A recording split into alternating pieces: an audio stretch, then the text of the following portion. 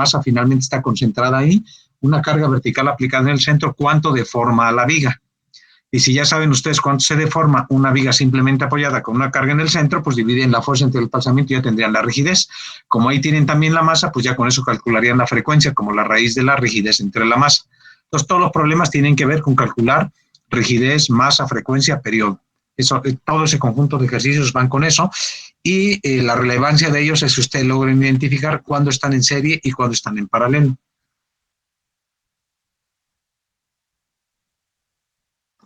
Ok, gracias. Sí, de nada, Juan Pablo. Espero que ya revisándola otra vez, si hay algo que todavía siga sin entender cómo, pues me vuelves a preguntar sin problema. Pero la idea es esa, es exactamente esa. ¿Alguien más? ¿Alguna otra duda? Yo, profe. A ver, adelante, Maritza.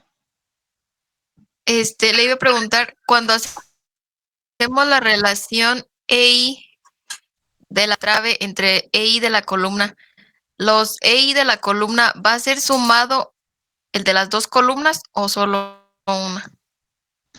No, es que en realidad el EI que tú pones ahí de la columna se refiere al modo de elasticidad, desde luego. La inercia, pero es la inercia de una columna nada más. No tiene por qué, porque, o sea, la relación ahí entre L se refiere pues a un solo elemento. Entonces, sí, tanto el E como el I como el L, pues se refiere a un solo elemento.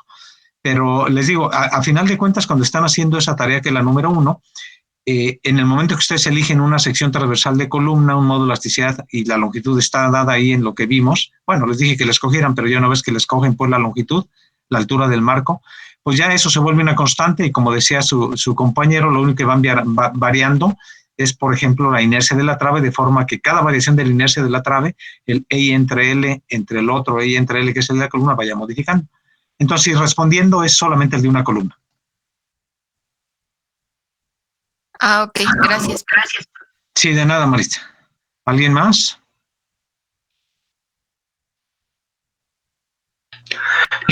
Yo tengo duda, doctor. A ver, Leonardo, adelante. Cuando aplico el método de rigideces y uso dimensiones más o menos constantes, los desplazamientos de la viga son muy parecidos, prácticamente iguales. Pero cuando es muy chica el área y por tanto es una inercia, los desplazamientos no son tan iguales y varían bastante. Y eso está provocando que la gráfica esté tendiendo a 3 y no esté tendiendo a 6. Entonces, mi duda es que si a la estructura más, entonces estamos considerando como que no está formado un marco con 9, sino que solamente es una columna. Sí, sí, Leonardo, muy buena pregunta. Muy buena pregunta porque entonces sí, ya entendí qué les está pasando. No, y tienes razón. Cuando la inercia de la trave es muy pequeña con relación a la inercia de la columna, lo que ocurre entonces es que en general podrían tener que se está moviendo la columna donde están aplicando la carga y prácticamente la otra columna ni se entera porque pues se deforma totalmente la trave.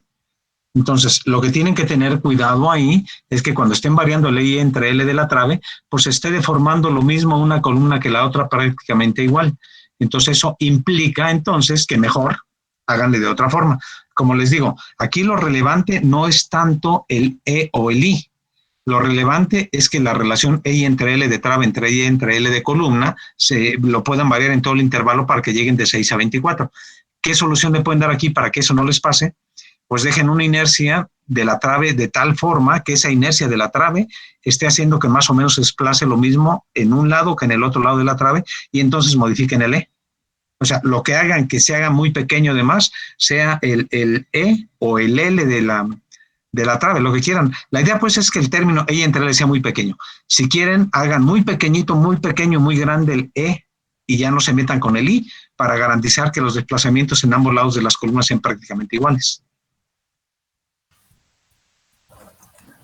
Profe, yo tuve ese mismo problema con el marco, pero a mí mi problema tenía en el método de rigidez. No sé si no está bien programada su hoja porque, por ejemplo, mi inercia mínima con la que empecé fue de 312 de la trave y 67,000 en las columnas. pero a Ajá. mí sí me dio un D mínimo de 6. Bueno, aquí en este caso Ok. 6.08. Entonces Bueno. puede que al calcular el desplazamiento haya error porque a mí al principio sí me había pasado lo mismo. Ok, nada, pues muchas gracias, Mario Alberto. Sí, pensé que les podría ocurrir porque cuando la trave es infinitamente pequeña, pues ya la rigidez que aporta la trave es tan pequeña que no, al moverse lateralmente el marco podría contribuir mucho más una columna que la otra y se deformen diferente. Pero también es cierto que recuerden que la inercia axial es mucho, mucho más grande que las inercias que tienen que ver con la inercia, perdón, la rigidez axial es mucho más grande que la rigidez lateral. De forma que aunque las traves sean pequeñas, pues también podría ocurrir, como está diciendo ahora Mario Alberto, que aunque haya un contraste muy grande de inercias, el área de la trave sea suficiente para que esa rigidez axial transmita adecuadamente de un lado al otro el desplazamiento del marco. Entonces digo, no les sabría ahorita decir de inmediato porque la gráfica la hice yo hace algún tiempo.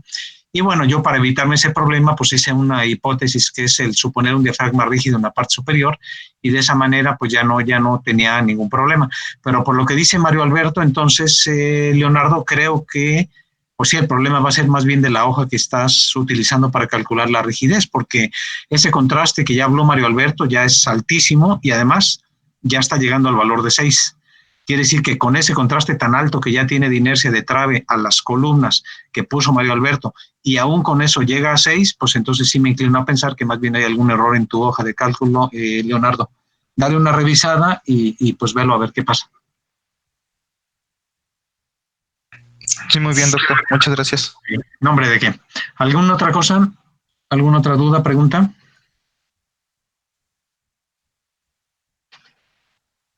¿Nada? Bueno, de la siguiente tarea, de la tarea 2, ¿alguien más que haya intentado? Todavía no. Bueno, es importante la tarea 2 y la tarea 3. Si ya se dieron cuenta, ya subí otra tarea. La tarea 3 va a terminar con lo que vamos a terminar yo creo que hoy, probablemente hoy terminemos y con eso van a tener suficiente para la tarea 3 también. Van muy ligadas la tarea 2 con la 3, van completamente ligadas, así que en cuanto lleguen por ahí, bueno, van a pasar de una a otra, pero la tarea 2 y 3 tiene que ver con vibración libre, con y sin amortiguamiento. Bueno, ahí nos quedamos la vez anterior. Voy a compartirles la pantalla para seguir platicando de vibración libre con amortiguamiento. Si ustedes recuerdan, la vez anterior llegamos hasta aquí. No sé si recuerdan esta pantalla que estoy ahora presentándoles, que es la ecuación que daba el desplazamiento como función del tiempo en vibración libre con amortiguamiento. De hecho, avanzamos una diapositiva más, pero quise para que recordaran empezar desde aquí. ¿Sí recuerdan esto hasta aquí, que fue donde dejamos la semana pasada?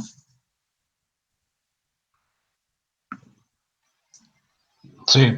Sí, bueno, esto es precisamente el desplazamiento como función del tiempo de un sistema de un grado de libertad cuyo movimiento es originado por condiciones iniciales. Eso era precisamente la definición de vibración libre.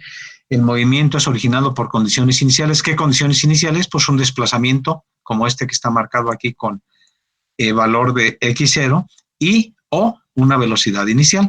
Puede tener uno, puede tener otro o puede tener los dos.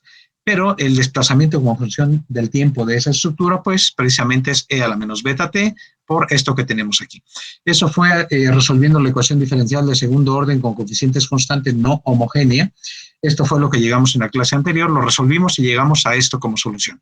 Bueno, decíamos en la clase anterior, recordando nada más que C entre M, es decir, la constante del amortiguador entre la masa es 2 veces beta, de manera que beta es C entre 2M. Si yo multiplico arriba y abajo de esta expresión por la frecuencia, entonces nos queda arriba C por omega entre 2M omega, y como 2M omega lo definimos cuando pasamos por esto en la semana pasada también, 2M omega el amortiguamiento crítico. Aquí nos queda entonces C entre C crítico, que ya le habíamos dado un nombre a esto. ¿Se acuerdan cómo se llama C entre C crítico? Lo vimos en la semana pasada. La división de la constante del amortiguamiento. Acuérdense que vimos 3 casos de amortiguamiento. Amortiguamiento supercrítico, el amortiguamiento crítico y el amortiguamiento subcrítico. Esto que estamos teniendo aquí como solución es la solución cuando tenemos amortiguamiento subcrítico. Y a este cociente del coeficiente del amortiguador del caso subcrítico entre el amortiguamiento crítico. ¿Se acuerdan cómo le llamamos a esto? C crítico. Es el porcentaje de amortiguamiento. Exacto. Lo que llamamos porcentaje de amortiguamiento crítico, que también le pusimos con la letra psi, de manera que beta se convierte en psi por omega, que es el porcentaje de amortiguamiento crítico por la frecuencia. Bueno, con esa base entonces, ¿qué ocurriría en esta expresión que tenemos aquí? Si de pronto, como un caso particular, el amortiguamiento valiera 0. Si en esta expresión, vamos a ver en qué se convierte si le ponemos que el amortiguamiento sea 0. ¿A qué deberíamos llegar? Esta es vibración libre con amortiguamiento. Si yo en esta expresión que tengo aquí, que es vibración libre con amortiguamiento, sustituyo todos los términos que lleva aquí, que dependen del amortiguamiento, les pongo amortiguamiento 0, ¿a qué debería yo llegar en esta expresión? ¿En qué se transformaría esta expresión? Sin amortiguamiento. Exacto, pues deberíamos llegar a la ecuación que estudiamos al inicio, que es vibración libre sin amortiguamiento. Y aquella ecuación de vibración libre sin amortiguamiento, bueno, no sé si lo recuerden, ahí lo tienen ya en el Google Classroom, pero esa vibración libre sin amortiguamiento la solución era x de t, x0 coseno de omega t, ya no era omega d, porque este es omega con amortiguamiento, aquella era omega solita, era x0 coseno de omega por t, más velocidad inicial entre omega por el seno de omega por t. Esa era la solución que teníamos en vibración libre sin amortiguamiento.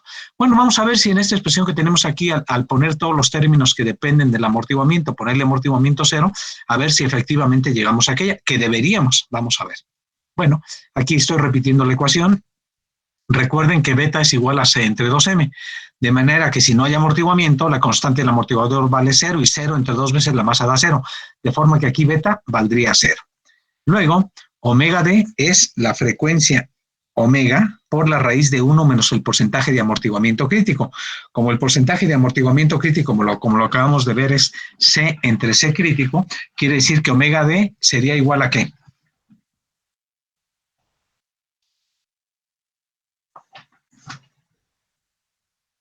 Cuando el porcentaje de amortiguamiento crítico vale 0, exacto, omega d se convierte en... Pues en omega, ¿verdad? Porque este término, si este término vale 0, aquí queda 1 menos 0, la raíz de 1 es 1 y entonces omega d queda igual a omega. Entonces en esta ecuación que tenemos aquí, todos donde aparezca, cuando el amortiguamiento vale 0, todo donde aparece omega d ya se va a convertir en omega y el término de beta es 0. Bueno, si eso lo sustituyo, entonces nos queda aquí e a la menos beta t cuando beta vale 0, ese término se convierte en 1. x0 coseno d, en lugar de omega d se convirtió en omega t más, como beta desapareció, beta por x0 es 0, nada más queda velocidad inicial entre frecuencia, seno de omega t, y esta precisamente es la ecuación de vibración libre sin amortiguamiento. Efectivamente, entonces, si en la ecuación anterior, que es esta que está aquí arriba, le pongo todos los términos que están influidos por eso, el amortiguamiento 0, esta expresión se convierte en esta que tenemos aquí abajo, que es vibración libre sin amortiguamiento. ¿Sale? Entonces llegamos efectivamente al caso que correspondía. Bueno, vamos a hacer un ejemplo. Dice aquí, calcular el desplazamiento como función del tiempo, es decir, ver cómo se desplaza este marco como función del tiempo, es un sistema de un grado de libertad, para 3 posibles alternativas. Primero, que no tenga amortiguamiento, que es psi igual a 0. Segunda alternativa, cuando el amortiguamiento es del 2%, y tercer caso, cuando el amortiguamiento es 10%. El marco está formado por 2 columnas y una trave que voy a suponer nuevamente que es infinitamente rígida.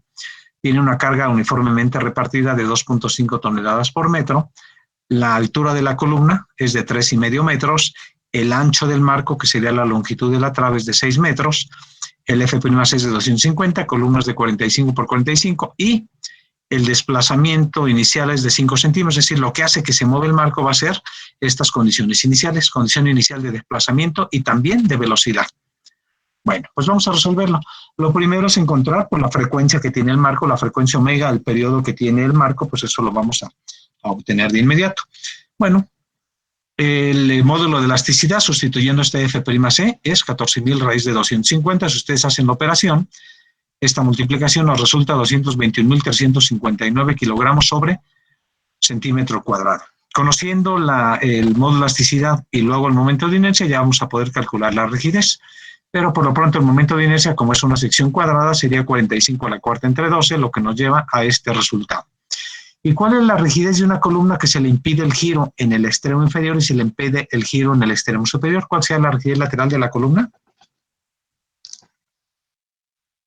En una columna que se puede mover lateralmente, pero está impedido el giro arriba y abajo. 12i entre L cúbica. Correcto. 12i entre L cúbica. A ver, espérenme un segundito, por favor. Déjenme ver un segundito, ¿eh? Déjenme conectar aquí una cosita que debo conectar. Permítame un momento. Déjenme ver si lo tengo acá. Denme solamente un segundito y continúo, ¿eh? Nada más debo hacer una conexión aquí.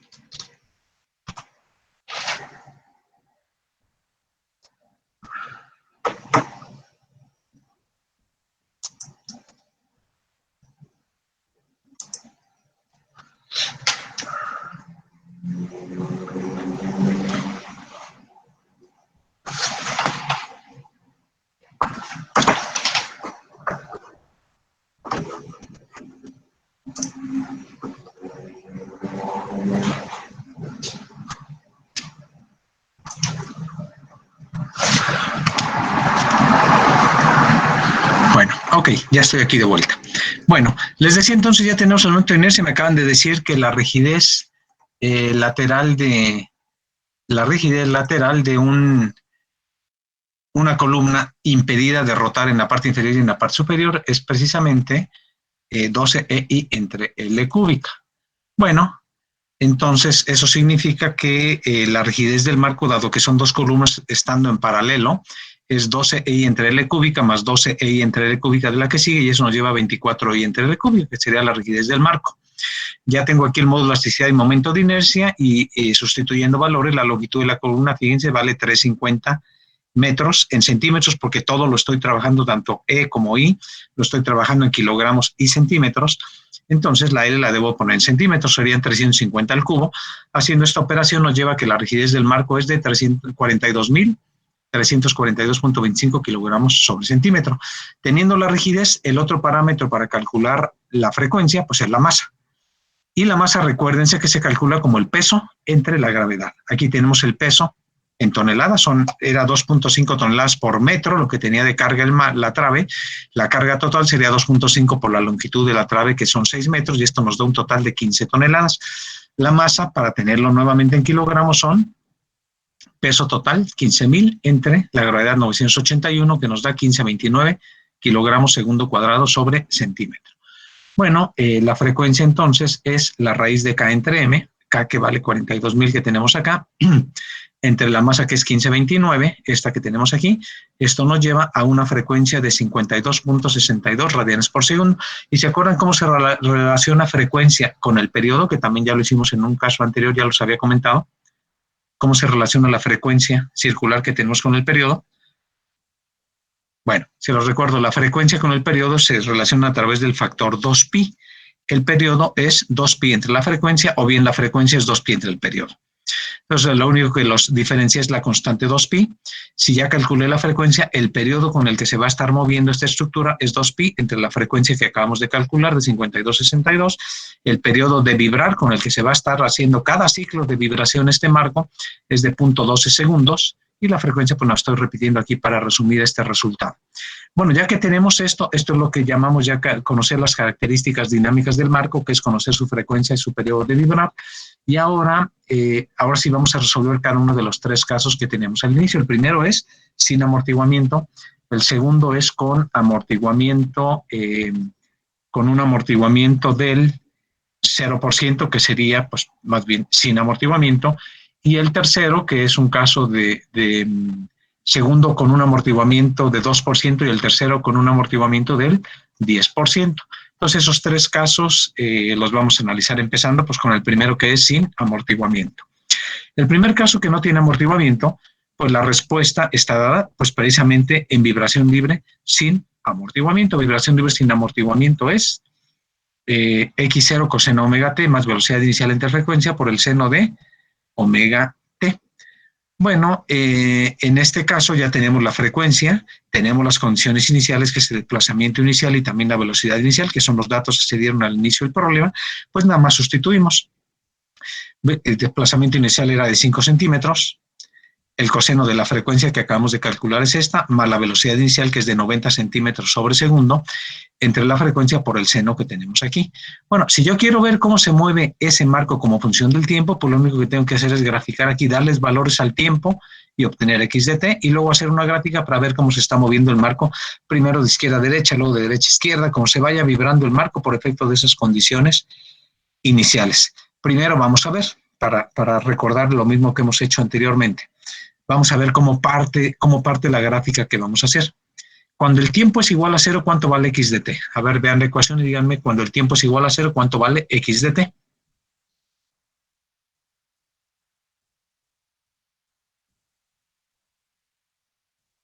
¿Quién me dice? Cuando el tiempo es igual a 0, ¿cuánto vale x de t? 5. No, 5 exactamente, porque el tiempo vale 0, el seno de 0 exacto es 5, el seno de 0 vale 0, este término se hace 0, multiplicado por esto da 0, y el coseno de 0, cuando el tiempo es igual a 0, el coseno de 0 es 1, de manera que x de t es igual a 5, quiere decir que parte de 5. Bueno, pues lo hice yo en Excel, esto lo puse en Excel, le di muchos valores al tiempo para poderlo graficar, y lo tenemos aquí.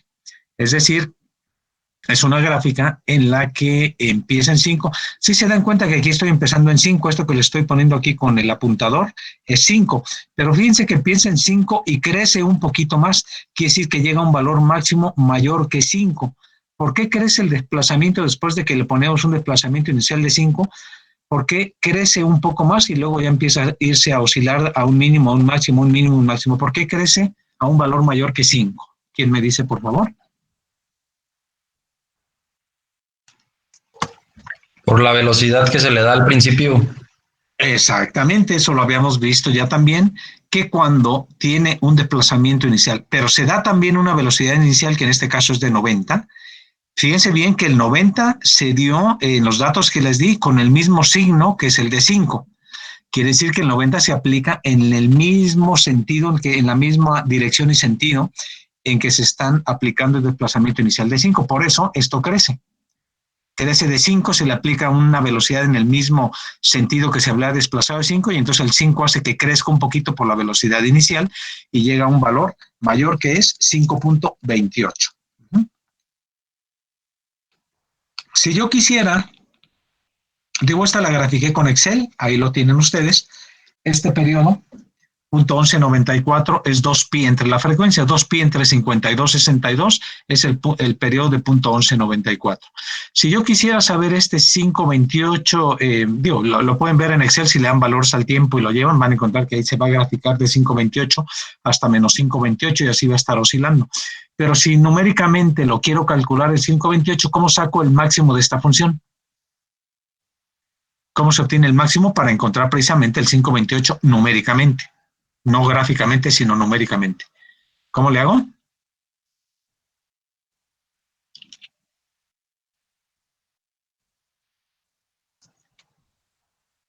¿Quién me dice cómo calculo el máximo de esta función que tengo aquí?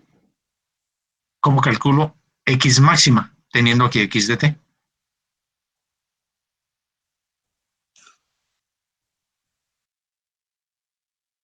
¿Quién me dice? Derivando la función Ajá. y encontrando igualando la 0. Después de ahí se encuentra t y después se sustituye en esta función. Exacto. Eso es precisamente el problema de máximos y mínimos, que es, para encontrar máximo o mínimo, o sea, no sabemos cuál nos va a dar la función de inicio, pero nos da un máximo o nos da un mínimo, es derivar la función, igualarla a 0, como lo dijo correctamente su compañero, despejar el tiempo, y ese tiempo despejado sustituirlo aquí en x de t y automáticamente vamos a obtener el máximo o el mínimo que, pues como ven en la gráfica, va a ser 5,28 o menos 5,28. Bueno, así se mueve cuando no tiene amortiguamiento. Vamos al siguiente caso cuando tiene 2% de amortiguamiento. Cuando tiene 2% de amortiguamiento, la ecuación que gobierna el movimiento ya no es la misma. Ahora la ecuación que gobierna el movimiento pues es la que corresponde a vibración libre con amortiguamiento, que ya depende de beta, de omega d, que es la frecuencia amortiguada. Beta, ahorita al iniciar la clase vimos que se define como, se puede calcular como el porcentaje de amortiguamiento crítico por la frecuencia. El porcentaje de amortiguamiento crítico en este caso es 2% sería 0.02, que multiplica la frecuencia que vale 52,62, por lo tanto beta vale 1.052. Luego, omega d es la frecuencia por 1 menos psi cuadrada. Esto significa que omega d es 1 menos el porcentaje de amortiguamiento crítico al cuadrado, y esto nos queda entonces que omega d es 52,62 por la raíz de esto. De manera que la frecuencia amortiguada se convierte en 52,61. Vean ustedes cómo la frecuencia omega d prácticamente es el mismo valor que la frecuencia sin amortiguar, que es esta omega. 52,61 contra 52,62. ¿Por qué se parecen tanto? Porque el amortiguamiento es pequeño. Cuando los amortiguamientos son pequeños, la diferencia que hay entre esta omega que le estoy marcando aquí y esta omega d es verdaderamente despreciable. Y eso suele ocurrir normalmente en las estructuras que nosotros hacemos. Los amortiguamientos normalmente son bastante pequeños. Entonces, bueno, aquí acabamos de calcular ya el valor del amortiguamiento, de la frecuencia amortiguada. Ya teniendo beta y teniendo la frecuencia amortiguada, pues ya podemos sustituir en la expresión que nos da el desplazamiento como función del tiempo. Y es esta. El desplazamiento como función del tiempo en vibración libre con amortiguamiento, pues es el que tenemos ahí, ¿sale? Que es e a la menos beta t por el desplazamiento inicial que multiplica x0 coseno omega d por t más velocidad inicial beta x0 omega d por el seno omega d por t. Sustituyendo ya beta y omega d en esta expresión, pues entonces llegamos a esto, e a la menos beta, que vale beta menos, 1,052, e a la menos beta es e a la menos 1,052 por el tiempo, que multiplica aquí 5 por el coseno de la frecuencia más esto por el seno de la frecuencia. ¿Están de acuerdo? Esto lo puedo, aquí está sustituido la velocidad inicial y el desplazamiento inicial, que son los valores que tenemos aquí y son los valores que tenemos al inicio del problema. Esto también lo puedo graficar en Excel. Lo grafico en Excel y ahora sucede que lo que obtengo es, hice una tabla aquí, hice una tabla de valores, pero no estoy poniendo todo lo que requerí para graficar, nomás porque esta tabla la voy a usar más adelante. Aquí yo grafiqué primero para el tiempo cero, otra vez el desplazamiento vale 5. ¿Por qué? Porque en el tiempo cero, aquí el seno de, cuando el tiempo vale 0, el seno de 0 vale 0, esto se convierte en 0 por cualquier cantidad, va a dar 0, este término desaparece.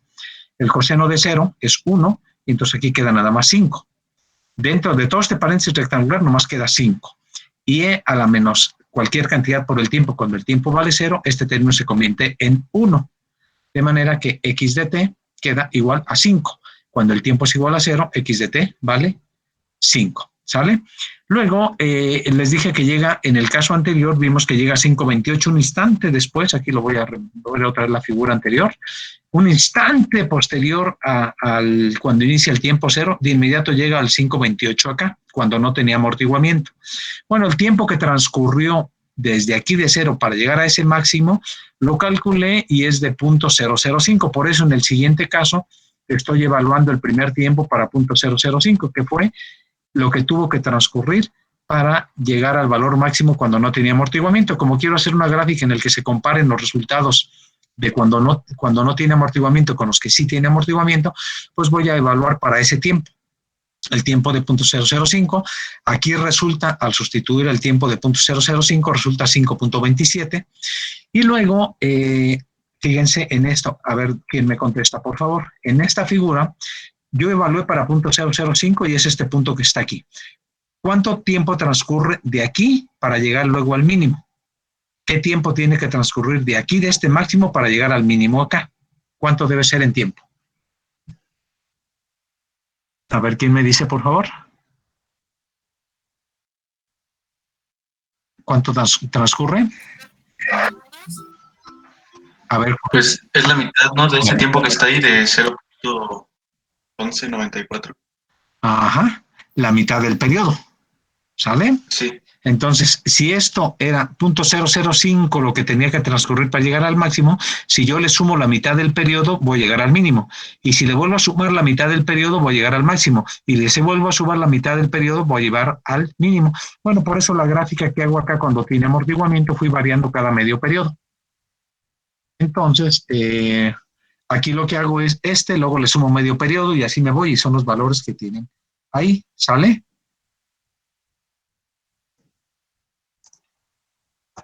Están ahí sin ninguna duda. Aquí tengo el primero, es donde se obtuvo el máximo sin amortiguamiento. Y luego este es medio periodo, otro medio periodo le sumé, otro medio periodo, y aquí van dando los valores que tenemos aquí. ¿Sale? ¿Les parece que está bien esto? ¿Alguna duda? Bueno, si no hay dudas, voy a hacer la gráfica. Entonces, grafico aquí y entonces al graficar obtenemos pues, la figura que ahora les voy a mostrar, que es la que tenemos ahí. ¿Sale? Aquí lo que están viendo en esta figura es ahora con un amortiguamiento del 2%. Empieza en 5, pues ya lo acabamos de ver que empieza en 5 también. Llega a un máximo, pero aquí ya llegó en lugar de 5.28, llegó a 5.27. A 5.27 y luego se fue a otro valor que ya no es 5.27, fíjense cómo este valor ya es más pequeño. Luego aquí llega un valor que es más pequeño, bueno, aquí lo tengo en la tabla, el siguiente valor que llegó fue 4.95, fíjense, 4.95, y el siguiente valor que llegó fue 4.66, positivo, el siguiente menos 4.37 aquí, el siguiente 4.11, que es el que está aquí, y así va. Quiere decir que va disminuyendo la amplitud de la respuesta. ¿Por qué va disminuyendo? ¿Quién me dice por qué va decreciendo la respuesta? Por el amortiguamiento. Por el amortiguamiento. Y decrece lentamente porque el amortiguamiento es pequeño, solamente es 2% del amortiguamiento crítico. Vamos a ver qué pasa cuando ahora le cambiamos a un amortiguamiento del 10%, que es el siguiente caso. Bueno, aquí el periodo amortiguado, ¿cómo calculamos este TD que tengo aquí? TD es igual a... Lo hicimos en el caso anterior sin amortiguada, es lo mismo, nomás que ahora usamos la frecuencia amortiguada. TD es igual a... 2pi entre la frecuencia. Exacto, 2pi entre la frecuencia, pero ¿cuál frecuencia? La frecuencia amortiguada. Entonces, 2pi entre 52.61, que es la frecuencia amortiguada, nos da .1194. Dio, para 4 dígitos, dio exactamente el mismo valor que cuando no había amortiguamiento, porque les digo, 52.61 contra 52.62 prácticamente es el mismo número, de manera que 2pi entre este o 2pi entre este llegó a .1194. Con 4 dígitos significativos el valor es el mismo. Vamos a ver qué pasa cuando tenemos 10% amortiguamiento. Ahora beta vale, sí por omega, pero sí vale .10, ahora vale esto, y omega d, ahora cuando este vale .1, ya cambió un poquito, todavía muy poco, pero cambió un poco. Sin amortiguar son 52.62, y amortiguados son 52.36, entonces cambió un poquito. Pero nuevamente, si yo grafico esto, voy a hacer la tabla. Bueno, primero sustituyo los valores de desplazamiento inicial, 5, velocidad inicial de 90, la frecuencia que es 52.36, lo sustituyo en la ecuación y lo hago en Excel para tabular, pues nuevamente pongo mi tabla, vuelvo a calcular para el valor de .005 para tenerlo en los 3 casos sin amortiguamiento con 2% y con 10%, tener ese valor de desplazamiento. Aquí ahora pasó a 5.26, medio periodo más adelante llegó a menos 3.84, medio periodo más adelante 2.80, al graficarlo se obtiene esto. Ahora sí se nota que hay una disminución muy grande cuando transcurre un periodo de aquí hasta acá, que es un periodo, ya bajó desde aquí que tenía 5.26, era este, al que siguió un periodo después bajó hasta 2.80. O sea, de 5.26 se convirtió en 2.80 por efecto de un amortiguamiento del 10%. Entonces, ese cambio brusco del amortiguamiento del 2 al 10%, pues es un cambio brusco en la disminución de la amplitud del desplazamiento cada vez que va transcurriendo el tiempo, y ya cuando transcurrió un segundo ya prácticamente está sin vibrar, ya está llegando prácticamente un valor de 0, ya todavía va oscilando, pero con desplazamientos sumamente pequeños. Bueno, si ahora si yo grafico 2pi entre 52 y 36, ya no dio .1194, sino ya dio francamente .12. Entonces el periodo creció ligeramente de .1194, creció a .12 por efecto de tener ahora un amortiguamiento del 10%. A ver, díganme si hasta aquí tienen alguna duda. ¿Dudas?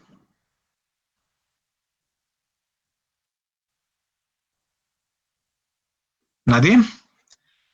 Bueno. Si no hay dudas, entonces vamos a ver cómo queda la deformación ya ahora de los tres casos. El que no tiene amortiguamiento es este que está aquí, en azul. Llega siempre a un mismo máximo, el mismo máximo, el mismo máximo, el mismo máximo, o si quieren verlo abajo, el mismo mínimo, el mismo mínimo, el mismo mínimo. Y esto va siendo el mismo mínimo en todos los casos cuando no hay amortiguamiento. ¿Sale? Bueno, y cuando tiene amortiguamiento del 2%, va decreciendo, que es la línea discontinua que está ahí marcada con rojo. También aquí va llegando un valor muy parecido al inicio, pero luego ya es menor, luego ya es menor, luego ya es menor, y va disminuyendo aquí la amplitud del movimiento, tanto positivo como negativo. Pero cuando ya tienen 10% de amortiguamiento, que es el color naranja, pues ahora la reducción es mucho más fuerte. De aquí pasa acá, de aquí pasa al siguiente máximo aquí, al siguiente aquí, al siguiente aquí, y así el mínimo también. Entonces va vibrando con un periodo muy parecido, porque acuérdense que el periodo amortiguado es diferente del periodo sin amortiguar, pero para amortiguamientos, como en este caso que vimos de 2 y de 10%, pues el cambio del periodo es verdaderamente pequeño, de manera que casi ni se ve en la figura. Se ve prácticamente sin ese cambio, porque el cambio es muy pequeñito para esos valores de amortiguamiento, pero donde sí se ve una diferencia muy, muy grande es en la amplitud del movimiento. El movimiento va siendo cada vez con menor amplitud mientras más amortiguamiento tiene. Bueno, en este momento ustedes podrían preguntarse, bueno, ¿y qué tan grande es realmente el amortiguamiento en una estructura real? Es decir, más o menos de qué orden tiene un edificio, el amortiguamiento, un puente, una presa, cualquier estructura de las que hacemos una casa habitación. Bueno, les diría que más o menos el amortiguamiento se mueve en valores que van de estructuras de acero, que son las que tienen menos amortiguamiento. Una estructura de acero suele tener entre 1 y 2% de amortiguamiento crítico. Este valor de psi para una estructura de acero anda generalmente entre 1 y 2%, o sea, son amortiguamientos muy bajos. Una estructura de concreto crece un poquito el amortiguamiento, pero no crean que mucho. Normalmente una estructura de concreto puede llegar a valores de entre 3 y 5% de amortiguamiento, en ese orden, entre 3 y 5%, y una estructura hecha con muros de mampostería, puede llegar a desarrollar amortiguamientos de alrededor del 6-7%.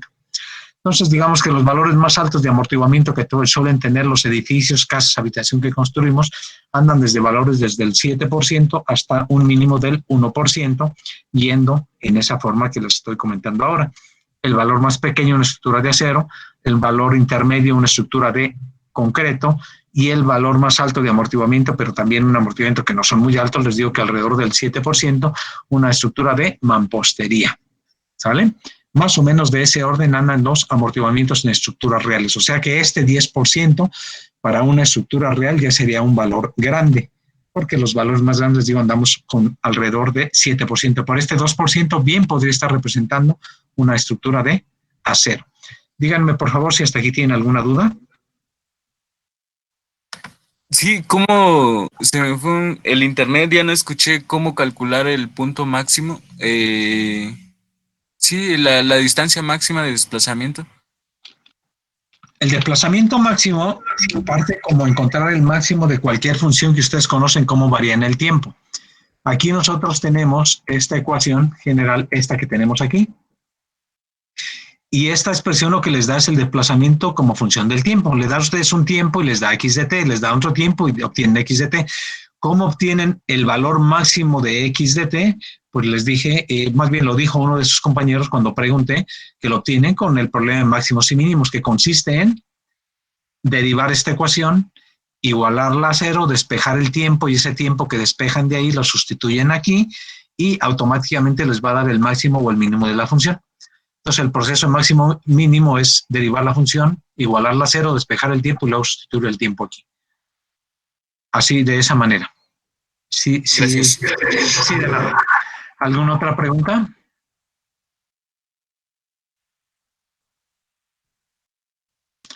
¿Ninguna pregunta más? Bueno. Vamos a ver entonces en este caso específico de cómo se mueve el marco. Voy a poner esquemáticamente la forma en que estaría deformado el marco desde el inicio hasta un tiempo cualquiera. Por ejemplo, en el tiempo igual a cero, fíjense bien, en el tiempo igual a cero, ¿cuál fue el desplazamiento cuando no había amortiguamiento? Tiempo igual a cero, ¿cuánto era el desplazamiento? Bueno, ya se lo estoy poniendo, 5 centímetros. Sin amortiguamiento. Cuando tenía amortiguamiento el 2%, en ese mismo tiempo igual a cero, ¿cuánto valió el desplazamiento de lo que hicimos anteriormente? Para 2%, exactamente igual 5, porque vimos que en el tiempo igual a cero, pues partía precisamente de la condición inicial que era 5. Y cuando tenía 10% de amortiguamiento y el tiempo igual a cero, ¿cuánto era el desplazamiento? También 5. También 5, perfecto. Entonces el marco va a estar desplazado 5 centímetros hacia la derecha cuando el tiempo es igual a cero, independientemente del amortiguamiento. Pues ¿por qué? Pues porque es la condición inicial que yo le di. Yo lo desplacé ahí y le di una velocidad inicial. Pero no es lo mismo si lo veo, por ejemplo, para un tiempo de 0.365, que significa 3 periodos después. 3 periodos después en 0.365, a ver, vamos a ver, son 3 periodos después de esto. A ver, en el primer caso, fíjense, aquí estamos, un primer periodo es este, segundo periodo y tercer periodo aquí, quiere decir que este tiempo es 0.365. Aquí es donde vale 0.365. En 0.365 el desplazamiento es igual en los 3 casos. ¿Sí o no? Es diferente. A ver, cualquiera de ustedes aquí, así gráficamente lo que estamos viendo aquí en este tercer periodo, que es este máximo que tenemos aquí, ¿cuánto leen aquí? Este pues ya lo sabemos, porque es el máximo que tenía sin amortiguamiento, que se va repitiendo a todo lo largo, que era 5.28. ¿Cuánto leen aquí? Para 2% de amortiguamiento, ¿como cuánto será ahí?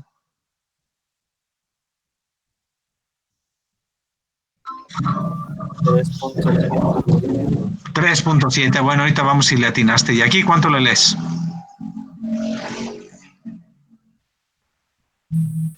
0.8.